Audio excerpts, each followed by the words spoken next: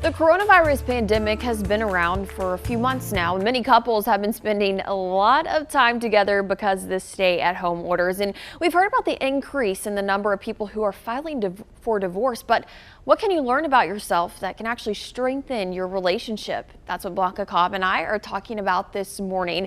And Blanca, it seems like it's easy to think something is negative. You say to ask yourself a question. Tell us what you mean. Yeah, Stacy, look, it is so easy to focus on the negative. You see it as a personal attack. And when you're going to think negatively of your partner, then that's going to cause more problems. Perhaps there's another way to look at the situation, and you can ask yourself, could it be? Could it be something different? Could it be something positive? And the reason that is important, because you're not focusing on the negative. So if you do this, are you denying what you're seeing? Are you changing your reality? That is a great question. And the answer is no, not necessarily. Because look, there is more than one way to see or perceive a situation. If you have a loving, healthy relationship, there's no point in you jumping off the cliff, if you will, when you see something negative or something that bothers you a little bit. You want to give your partner the benefit of the doubt.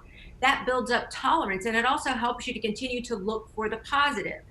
And you have to realize that nobody's perfect. So if you set somebody up to this level of perfectionism that you can't even reach yourself, then it's not fair to your partner. Yeah, it's definitely not fair. So you say that expectations play a role in this negative thinking. What do you mean by that? Yep, you have this expectation because you've been with your partner for X period of time that you expect how they're going to act. You have expectations for how they're going to think, for how they're going to respond. But people are different, and your partner can change over time. And you also feel like your partner knows you. So if they knew you, then they wouldn't do X, Y, or Z. But here's the deal: if you have no expectations, then you can't be disappointed. So it's really changing your mind shift. It's really changing how you think, where you're going to look at the positive. Because you have to realize that nobody is a mind reader.